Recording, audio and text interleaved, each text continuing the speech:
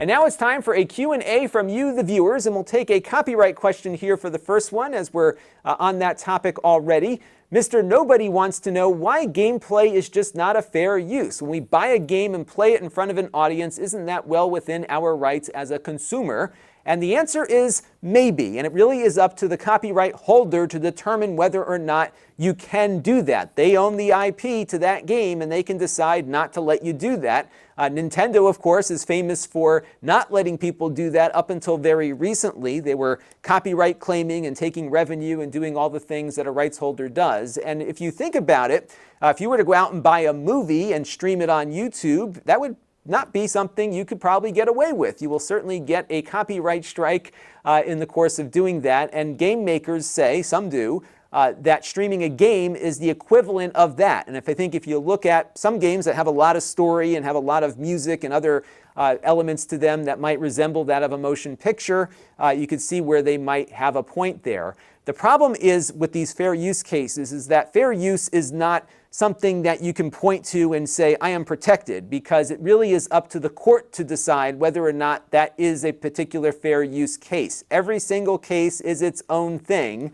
Versus copyright, which is more absolute. I can very easily go to you and say, you're using my copyrighted works here, and then it's up to you to prove that it's a fair use of my content. And if you don't have the legal means to defend yourself, most of the time you just let them take it and you walk away because you just can't afford to defend that kind of case in court. And the penalties, as we've talked about in prior wrap-ups, are so significant that you're likely not going to pursue a court case if there's any risk of being held responsible. Even a small violation could end up with a couple $100,000 in fines that get paid to the rights holders. So really the odds are stacked against those of us who are making content, especially when we're bringing in footage from people who own the rights to that. So my best advice is go out and ask the company first before you start streaming their game. Some might be okay with it, some may not be, and the same holds true with other media rights holders as well. Leonard French, who has a great YouTube channel, it's called The Lawful Masses,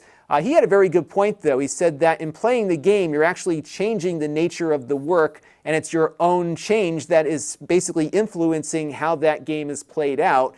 But again, I don't think there has been a lot of case law to make that argument to the point where you'd have some precedent to be able to defend yourself. So I think we'd have to wait for some really big lawsuit to go perhaps as far as the Supreme Court to make some determination as to how fair use works now in this modern media era with modern media like an interactive game. This channel is brought to you by the Lon.TV supporters, including gold level supporters Chris Allegretta, the Four Guys with Quarters podcast, Tom Albrecht, and Kalyan Kumar.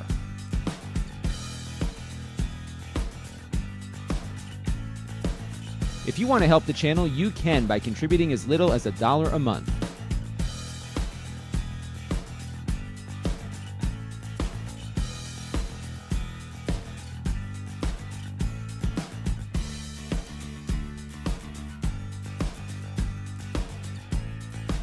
Head over to Lon.TV/support to learn more.